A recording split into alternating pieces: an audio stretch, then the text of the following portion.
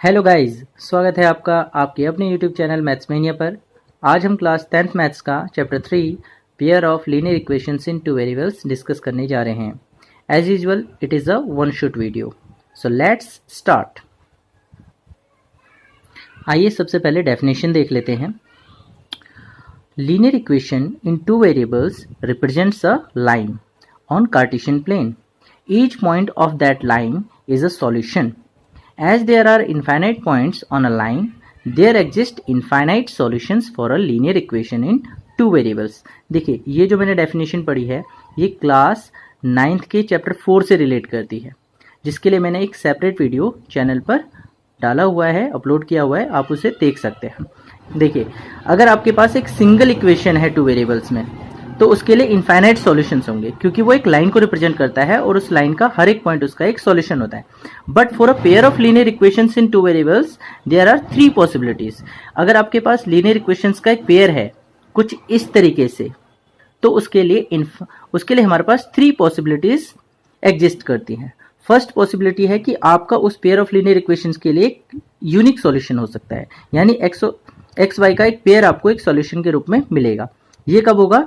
जब इन a1, a2, b1, b2 और c1, c2 इन coefficients के लिए ये कंडीशन होल्ड करे कि a1/a2 not equal to b1/b2। अगर ये कंडीशन होल्ड कर रही है उस पेयर ऑफ लीनियर इक्वेशन के लिए, तो आपको एक यूनिक सॉल्यूशन मिलेगा एक्स वाई के पेयर के फॉर्म में।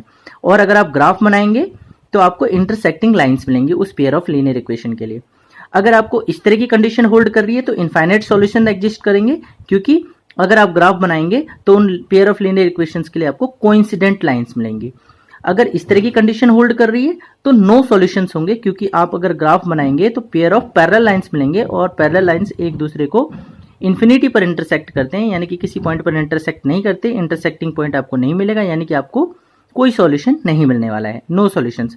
इनफाइनाइट सॉल्यूशंस क्यों मिले थे इन कोइंसिडेंट लाइंस के लिए? क्योंकि एक लाइन अगर दूसरे लाइन के ऊपर आ जाती है, उसको ओवरलैप करती है, तो इनफाइनाइट नंबर ऑफ पॉइंट्स पर इंटरसेक्ट करेंगे, यानी इनफाइनाइट सॉल्यूशंस आपको एक्स वाई के पेयर के फॉर्म में एग्जिस्ट करेंगे। एक क्वेश्चन तो ये बनता है कि आपको पहले से गिवन होता है कि उसमें मैनी सॉल्यूशंस हैं उस पेयर ऑफ लीनियर इक्वेशंस के लिए या फिर नो सॉल्यूशंस है। इन दोनों में से कोई एक कंडीशन आपको दी होगी उस पेयर ऑफ लीनियर इक्वेशंस के लिए, और फिर आपको उसी क्वेश्चन में जो इक्वेशंस दिए हैं वहां पर अननोन कोफिशिएंट के वहां पे एक अननोन कोफिशिएंट के होगा और उसकी वैल्यू आपको फाइंड करनी होगी।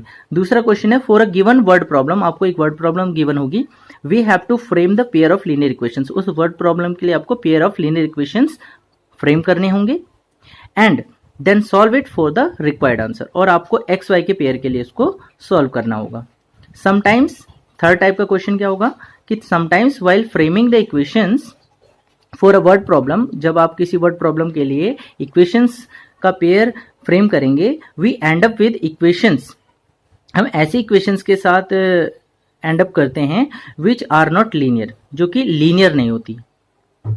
बट हमें तो linear equations, pair of linear equations को सॉल्व करना आता है। So to make them linear we have to apply the process of change of variables. तो देखिए 3 टाइप्स के क्वेश्चंस यहाँ पर इस चैप्टर में देखने को मिलते हैं। एक, आपको के की वैल्यू फाइंड करनी होती है, जबकि आपको इन दोनों में से कोई एक कंडीशन गिवन हो। दूसरा, आपको वर्ड प्रॉब्लम दिया रहेगा, आप इक्वेशंस का पेयर फ्रेम करेंगे और उनको सॉल्व करेंगे और आपका आंसर आएगा। तीसरा है कि भाई अगर आपने इक्वेशंस फ्रेम करी और वो इक्वेशंस लीनियर नहीं है, तो आप उन इक्वेशंस को पहले लीनियर बनाएंगे, किसके प्रोसेस के द्वारा? Bye the process of change of variables. यहां पर मैंने एक रिमार्क ऐड करा है कि pair of linear equations is consistent. हम पेयर ऑफ लीनियर इक्वेशंस को कंसिस्टेंट बोलेंगे व्हेन दिस कंडीशन होल्ड्स, जो कि यूनिक सॉल्यूशन की कंडीशन थी, and it is non consistent. और हम पेयर ऑफ लीनियर इक्वेशंस को नॉन कंसिस्टेंट कब बोलेंगे? For other 2 conditions. जो मैंने 3 कंडीशंस वीडियो की स्टार्टिंग में ही डिस्कस करी थी, उसमें से फर्स्ट कंडीशन आपकी कंसिस्टेंट कंडीशन है and other 2 conditions are considered to be non consistent. We may be required to first check for the consistency. ऐसा भी हो सकता है कि आपको कोई क्वेश्चन ऐसा मिले और उसमें पहले आपको कंसिस्टेंसी को चेक करने के लिए बोला जाए और फिर बोला जाए अगर वो कंसिस्टेंट हो तब आप सॉल्व करें।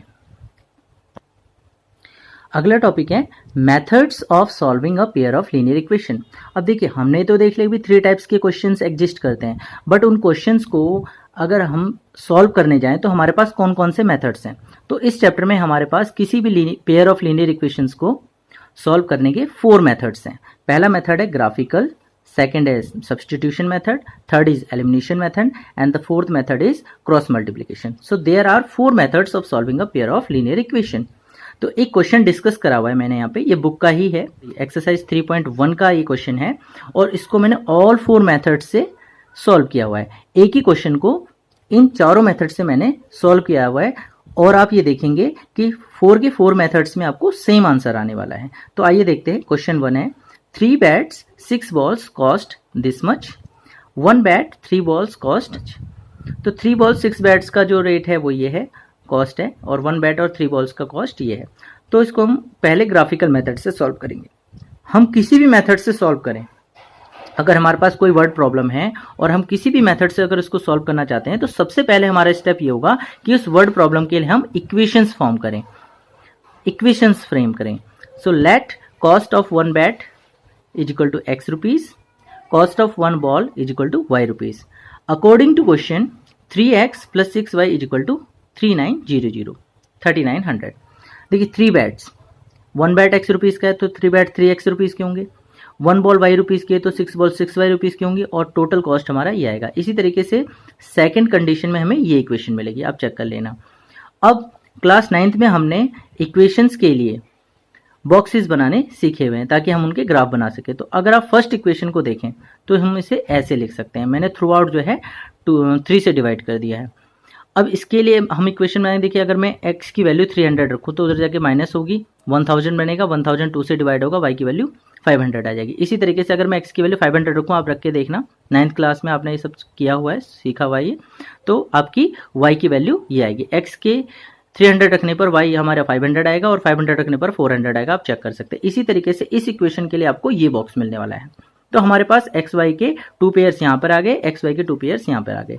ये एक पेयर जो है एक पॉइंट को रिप्रेजेंट करेगा, एक पॉइंट के कॉरस्पॉन्डिंग होगा। अब यहाँ पर मैंने एक कार्टेशियन प्लेन बनाया हुआ, मैंने सेकंड, थर्ड और फोर्थ क्वाड्रेंट नहीं बनाया हुआ, फर्स्ट क्वाड्रेंट बनाया हुआ क्योंकि मेरी एक्स वाई की वैल्यू सब पॉजिटिव आई हुई है इस वजह से। और जो मैंने स्केल चूज कराया है वो एक्स एक्सिस में 1 यूनिट 100 एंड वाई एक्सिस में 1 यूनिट 100 ही मैंने यहाँ पे चूज किया हुआ है। देखिए एक्स की वैल्यू 300, वाई की वैल्यू 500, 300 500, एक्स की वैल्यू 300, वाई की वैल्यू 500 यहाँ पर है। इसी तरीके से एक्स की वैल्यू 500, वाई की वैल्यू 400, ये रही। ये 2 पॉइंट मैंने यहाँ पर रिप्रेजेंट कर ली, इनसे जाने वाली ये लाइन ये ड्रॉ कर दी। इसी तरीके से इस बॉक्स के लिए अगर आप ड्रॉ करेंगे ग्राफ तो वो ये लाइन आएगी, क्योंकि ये एक लीनियर इक्वेशन है, 2 वेरिएबल्स में एक लाइन को रिप्रेजेंट करेगी, ये भी एक लाइन को रिप्रेजेंट करेगी, वो लाइनें यहाँ पर आ गई हैं। अब आपको इंटरसेक्टिंग नहीं लग रही है, ये आगे जाके इंटरसेक्ट करेंगे। यहाँ पे थोड़ा सा स्पेस मतलब प्लेन छोटा हो गया, यहाँ पे मैंने ध्यान नहीं रखा इस बात का। आगे आप देखेंगे इसका सॉल्यूशन एक्चुअली हमारा आता है 1300, यानी कि x की वैल्यू आपकी 1300 आएगी और y की वैल्यू 0 आएगी, यानी कि ये x एक्सिस के पॉइंट 1300, पर इंटरसेक्ट करेंगे आगे जाके। आप इसको प्रॉपर ग्राफ पर अगर बनाएंगे तो आपको यहीं इसी पॉइंट पर जाकर ये दोनों लाइनें इंटरसेक्ट करती हुई नजर आएंगी। आप स्केल भी यही रखना, बेसिक आप यही पॉइंट रख लीजिए और आपको ये आंसर मिलेगा, क्योंकि वो जो इंटरसेक्टिंग पॉइंट है वो आपका एक यूनिक सॉल्यूशन है और वही इस प्रॉब्लम का सॉल्यूशन है। तो these 2 lines will intersect at the point this. तो x की वैल्यू हमारी क्या आई 1300, तो cost of a bat 1300 rupees and cost of a ball 0 rupees. देखिए कितना इंटरेस्टिंग आंसर आया है। अगर इसको हम एनालाइज करें कि भाई आपको बैट के साथ बॉल फ्री है, बॉल के आपको कोई चार्ज नहीं है, एक बैट खरीदेंगे बॉल आपको फ्री मिल रही है, इस तरह का एक इंटरेस्टिंग आंसर आपको मिला।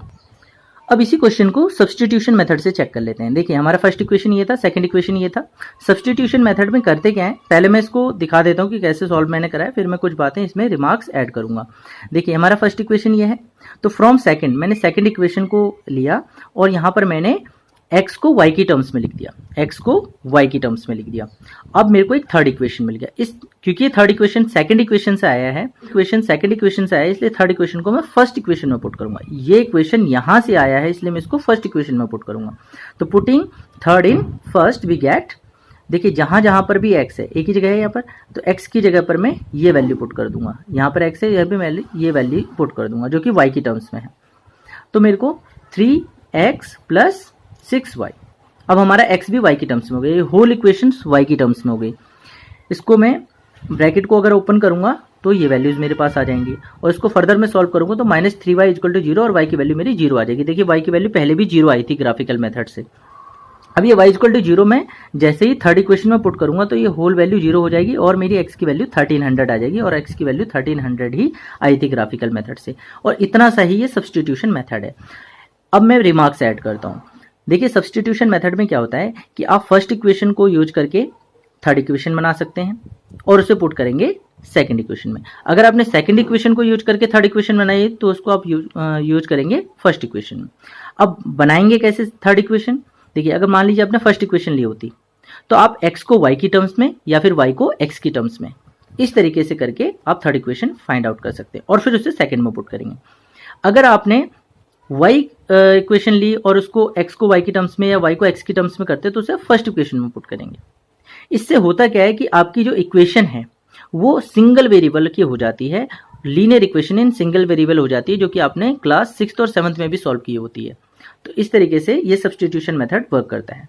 आइए देखते हैं एलिमिनेशन मेथड क्या है। एलिमिनेशन मेथड जो है बच्चों को ईजिएस्ट लगता है, ये सबसे ईजिएस्ट मेथड कंसीडर किया जाता है। इसमें क्या करना होता है, आइए देखते हैं एलिमिनेशन मेथड। 3x + 6y = 3900, ये फर्स्ट इक्वेशन है, ये सेकंड इक्वेशन है। अब देखिए मैंने सेकंड इक्वेशन को थ्रू आउट 3 से मल्टीप्लाई कर दिया। ऐसा मैंने क्यों करा? ताकि जो मेरी इक्वेशंस हैं उसमें किसी वेरिएबल के कोफिशिएंट इक्वल हो जाएं, या तो x के कोफिशिएंट इक्वल हो जाएं या फिर y के कोफिशिएंट इक्वल हो जाएं, ताकि मैं बाद में उनको कैंसिल आउट कर सकूं। तो first equation as it is है, सेकंड इक्वेशन को मैंने 3 से मल्टीप्लाई कर दिया थ्रू आउट, तो मेरे को ये इक्वेशन मिली। अब देखिए इस फर्स्ट और थर्ड इक्वेशन में को मैं इस तरीके से लिख रहा हूं और मैं फर्स्ट में से थर्ड को माइनस कर रहा हूं, तो ये कैंसिल आउट हो जाएंगे। इस इक्वेशन और इस इक्वेशन की बात कर रहा हूं मैं, तो ये मैं साइन चेंज करूंगा, ये फर्स्ट टर्म्स तो कैंसिल आउट हो जाएंगे और यहाँ से -3y = 0 आएगा, y की वैल्यू 0 और y की वैल्यू 0 आप फर्स्ट सेकंड थर्ड किसी में भी रख लीजिए, y = 0 आपको x की वैल्यू दिस गिव्स x = 1300 आपको मिलेगा। यहाँ पर x = 1300 मिलेगा। आप इक्वेशन फर्स्ट सेकंड थर्ड किसी में भी रख लीजिए, y = 0 आपको x की वैल्यू 1300 मिलेगी। तो ये एलिमिनेशन मेथड है। आइए देखते हैं क्रॉस मल्टीप्लिकेशन मेथड। देखिए हमारा फर्स्ट इक्वेशन था, ये हमारा सेकंड इक्वेशन था। आपने इस फर्स्ट और सेकंड इक्वेशन को यूज करके कुछ इस तरह की प्रोपोर्शनल कंडीशन फ्रेम कर लेनी है। किस तरीके से कि आपने x लिखना है, उसको डिवाइड, उसके नीचे डिवीजन का साइन लगाना है, और आपने x लिखा है तो x वाले टर्म्स को हाइड कर लेना है और आप इसको इससे मल्टीप्लाई करेंगे, लेफ्ट टू राइट आप मल्टीप्लाई करेंगे तो आपको 7800 माइनस में मिलेगा। देख लीजिए इस तरह से मल्टीप्लाई करेंगे आप कोफिशिएंट्स को तो, और फिर एक माइनस आप लगाएंगे।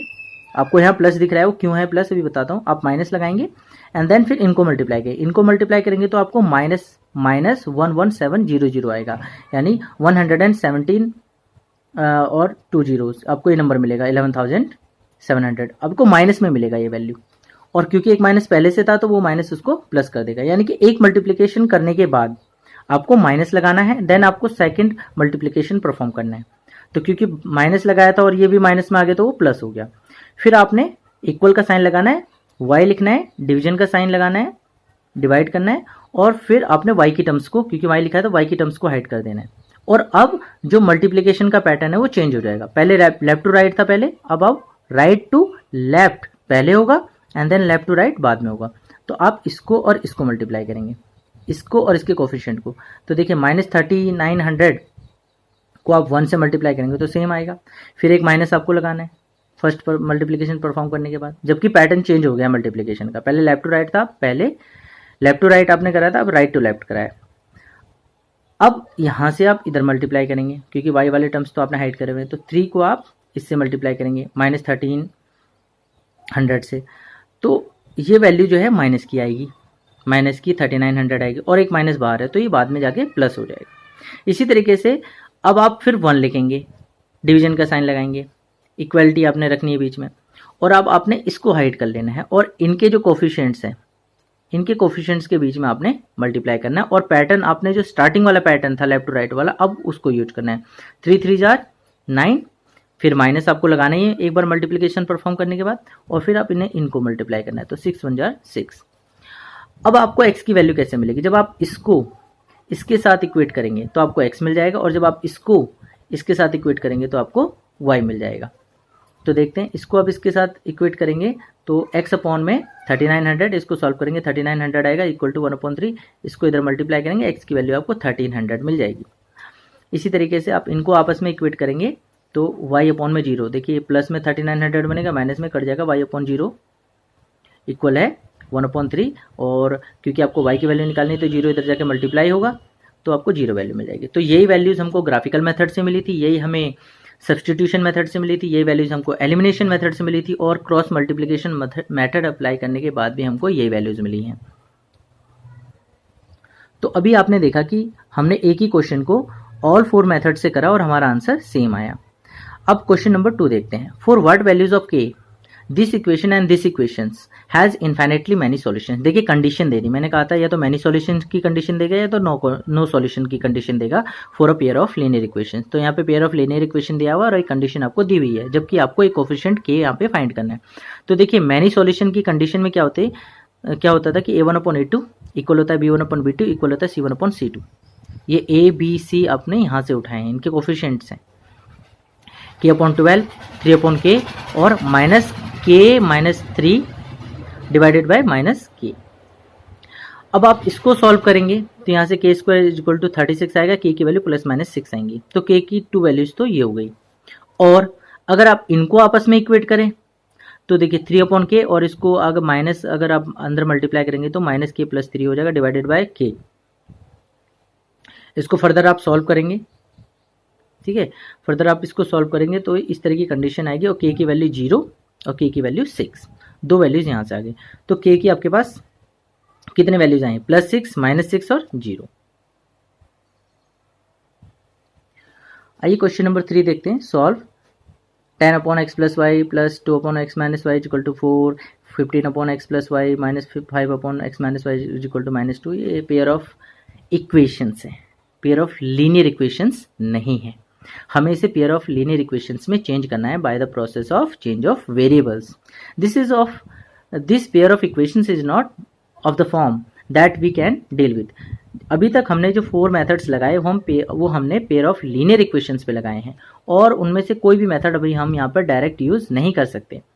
हमें इसमें कुछ चेंजेस करने पड़ेंगे, और वो चेंज है हमारा हमको जो है यहाँ पर कुछ इस तरह के वेरिएबल्स लाने पड़ेंगे ताकि हमारी इक्वेशंस लीनियर हो जाए। So we have to introduce change of variables.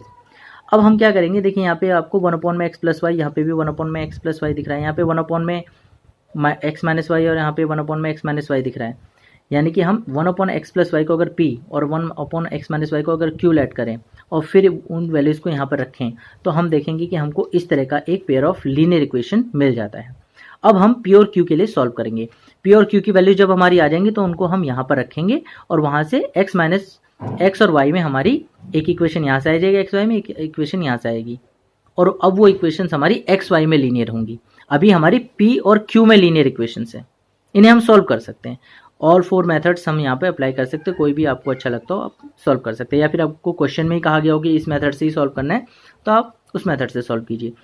लेकिन हम p और q के लिए यहाँ पे सॉल्व कर सकते हैं। फिर हम p और q की वैल्यूज यहाँ रखेंगे और x + y और x - y के लिए हमारे को पेयर ऑफ लीनियर इक्वेशंस और फिर दोबारा मिल जाएगा, उसे भी हम फिर सॉल्व कर लेंगे। तो देखिए मैंने इसको एलिमिनेशन से सॉल्व किया हुआ है।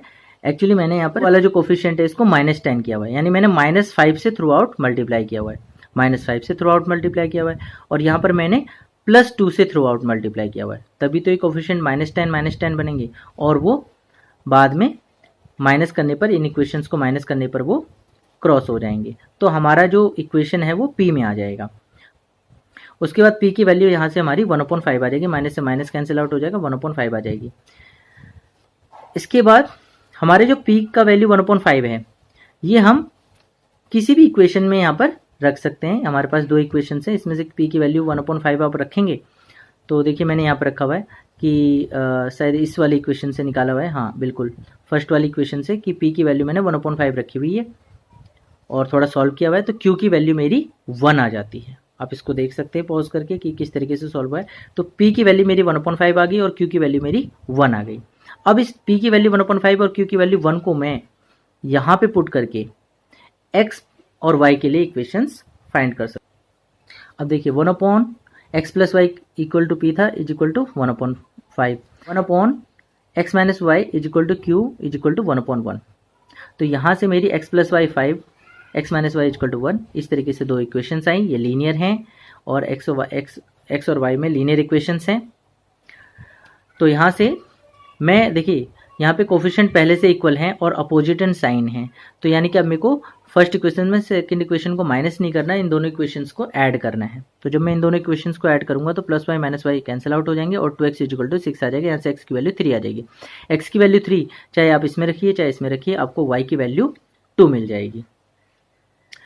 सो please like, share and subscribe to my channel. इस सिंगल वीडियो के अंदर मैंने कंप्लीट चैप्टर को कवर करने की कोशिश की। देखिए अगर इस चैप्टर को अगर आप 2 या 3 सेंटेंस में बोलना चाहें कि 2-3 सेंटेंस में भाई चैप्टर क्या है, तो इस चैप्टर में ऐसा है कि इसमें पेयर ऑफ लीनियर इक्वेशंस हैं जिसको सॉल्व करने के 4 तरीके हैं: graphical method, substitution method, elimination method and cross multiplication method. चारों मेथड मैंने यहाँ पर यूज करे हैं एक क्वेश्चन को लेकर। अगर आपको कोई वर्ड प्रॉब्लम मिलती है तो आप उस वर्ड प्रॉब्लम के लिए पेयर ऑफ लीनियर इक्वेशंस बना सकते हैं और उस पेयर ऑफ लीनियर इक्वेशंस को आप किसी मेथड से सॉल्व कर लेंगे।